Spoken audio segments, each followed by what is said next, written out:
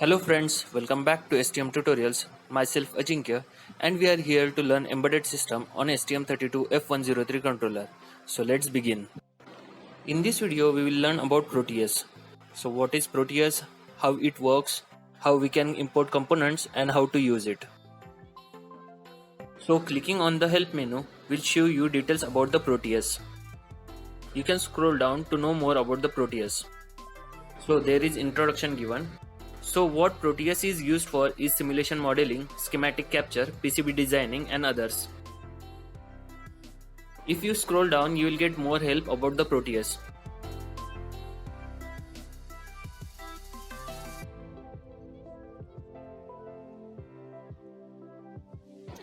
There are videos available about different topics in the Proteus. So now let's see how to build the schematics. On the home window, click on schematic capture. A blank screen will appear. In this blank workspace, we will create our schematic. For our very first schematic, we will need some components like resistor, inductor and capacitor. Now you have to click on this P, that is pick devices. You can search the keywords like resistor, capacitor, inductors in the keyword menu. You have to type the keywords of the component you want to search for. So typing resistor will give us different resistor models, its PCB view and its schematic view.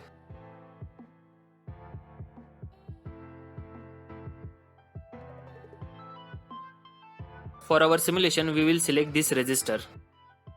Click on OK and place the resistor in the work area. To place the resistor in the work area, press left click of your mouse. Now double click on the resistor. By default the resistance value is 10K. You can change the resistance value in this tab. Now click on OK. We will change the resistance value to 4.7K. We will keep the model as analog and click on OK. Now let's select another component, that is inductor. Type the keyword inductor in this search tab. There are different types of inductors. Click on generic inductor and place in the work area. We will keep the inductor value as it is, that is 1 millihenry. Now we will search for the capacitor. So typing capacitor, just scrolling down. We will select generic non-electrolytic capacitor. So placing in the work area. Double click on the capacitor to change the value. To copy the capacitor, press right click of your mouse, click on copy to clipboard and then paste from the clipboard. Double click on the capacitor to change the value. Change the value from 1 nanofarad to 1 microfarad. So type Q to change the value from 1 nanofarad to 1 microfarad. Right click on the resistor, click on copy to clipboard, right click and click on paste from clipboard. Double click on the resistor to change the value. Now we will select different type of capacitor. So type capacitor, scroll down a little bit and select generic electrolytic capacitor and rotate the capacitor. Now we will make our first connections. To make the connections, hover the cursor to one terminal of the resistor and left click over the terminal. Now drag this wire to anode of the capacitor C3. Do the similar connection with R1 and C1. Now make the connections between L1 and C2. Now connect open terminals of R1, R2 and L1 together and connect the remaining terminal of C1, C2 and C3 together. Now we will have to provide the voltage to the circuit. Now click on P, search V source, click on DC source. Click on OK and place the DC source in the work area. Connect negative terminal of the DC source with cathode of capacitor C3. Connect positive terminal of DC source to R1. Double click on the voltage source. Change the value. Make it 5 volt. We have to provide ground reference terminal. To provide ground reference, click on terminals. Click on ground and click in the workspace and connect with negative terminal of the DC source. To delete certain component, right click 2 times on that component. Similar to DC source, we can put power net. The power terminal can be found in the terminal. Place the power terminal as shown and connect it to L1. Now let's put voltage probe.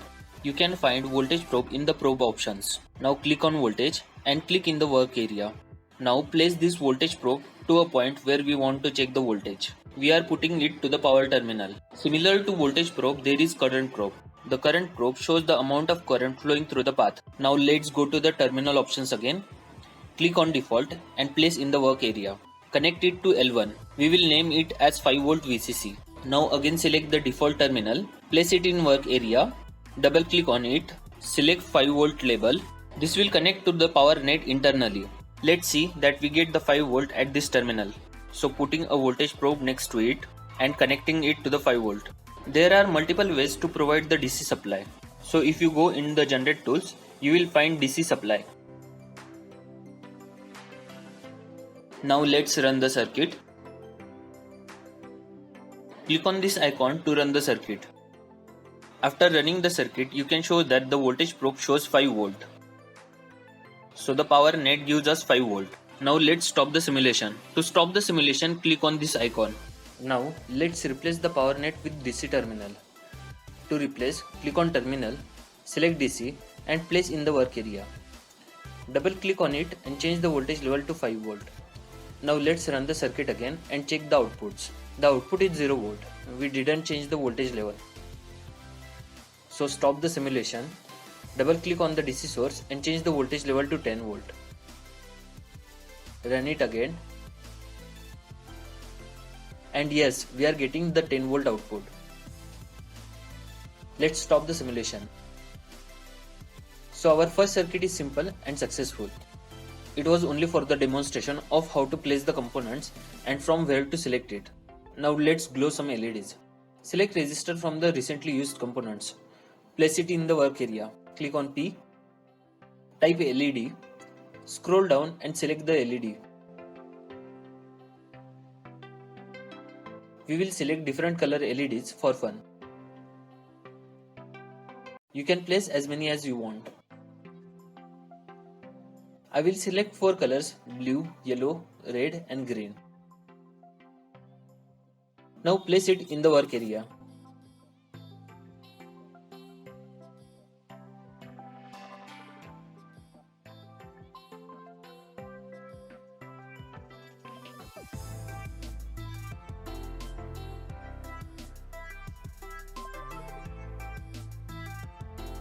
And connect cathode of all LEDs together.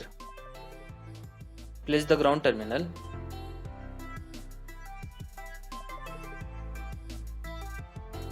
Now select the DC source, put it in work area.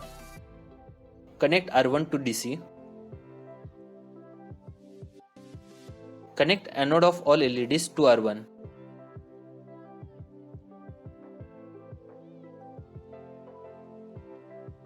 From the probe menu, select voltage probe.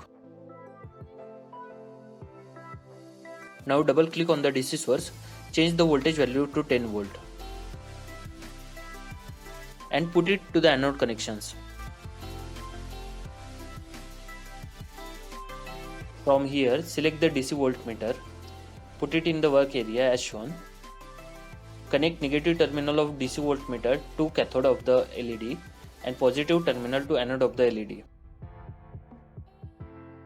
Now let's run the circuit. Click on run. Stop the circuit. Double click on LED to change its properties. Change the model type from analog to digital for all LEDs. So you have to repeat the steps for all LEDs. Now let's run the circuit. So our LEDs are glowing and the voltage is showing as 9.9V. So let's modify our circuit. The voltage across the LED should come as 2.2V. So there must be some mistake. Now let's try to rectify the mistake or modify the circuit. First stop the circuit. Check the properties of all LEDs. The property seems to be okay.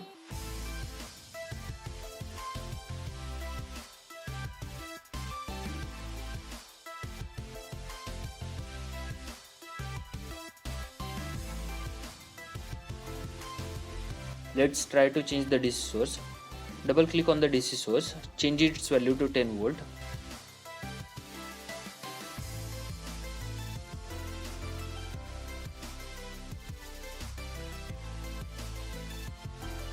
Click on run. We are getting the same voltage. Now let's try to add voltage divider circuit in between. So for voltage divider, we will need a variable resistor. So type in resistor, select port HG. It will give us active variable resistor. Put it in the work area.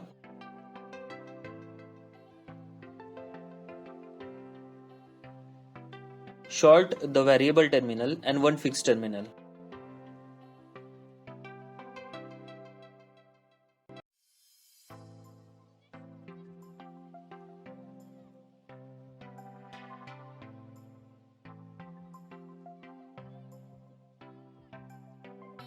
Change the resistance value to 5K.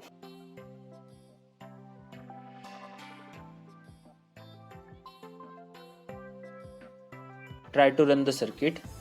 We are again getting the same voltage values.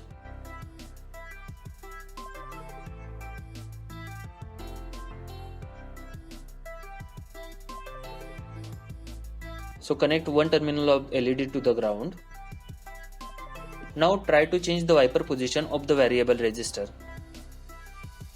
So as you can see, the anode voltage is varying.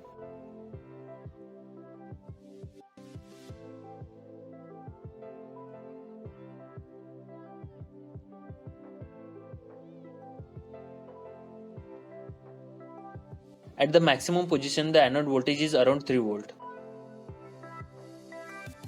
So now let's try to change the voltage value. The LED normally requires 10 mA of current to glow. So now first we will calculate the resistance required.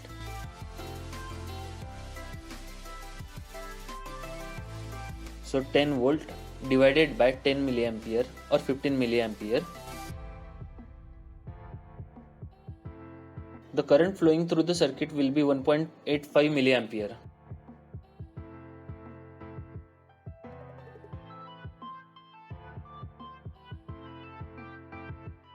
So now let's try to change the resistance value and try to change the output voltage of the voltage divider. So if we change the R1 value to 1K, we will get the voltage value from 0 volt to maximum 10 volt. So as you can see, if we change the wiper positions from 0 to maximum position, the LED will glow at certain point. Now let's delete this circuit and try to check which components are available.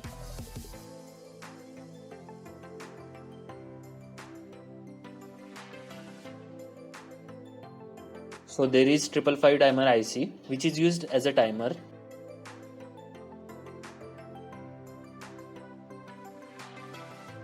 You can place it and you can do the connections as shown. For simplicity, I will connect power and ground terminal. Now let's remove the timer IC. Right click 2 times on timer IC. Click on P. Search STM32. You will get a number of STM32 microcontrollers. So there is C4, C6, R4, R6, T4, T6 and many more. Now search for PIC microcontrollers. So you can search for PIC 12F, PIC 16F, PIC 18F, PIC 14F. You will get a number of PIC microcontrollers also. So there are a variety of microcontrollers available for simulation. You can do your simulation circuit in the Proteus software. If you want, you can also simulate your circuit on 8051 microcontroller. So you can search for 8089C series. The 8089C is 8051 microcontroller series. Now let's search for L293D, which is a motor driver IC. You can also search for the logic gates such as 7404, 7408, 7432 and many more. The popular LPC microcontroller series is also available in this software. So you can simulate your circuit based on the ARM controller here in this software itself. Other than PEEK 8051 LPC and STM microcontroller, the MSP controllers are also available in the software. You can also search for the DSP controllers. There are a variety of other ICs available in the software. So you can simulate your circuit using logic gates, ICs, microcontrollers and other components. If you enjoy the video, click on like, share and subscribe. And don't forget to subscribe to our channel. Thanks for watching the video.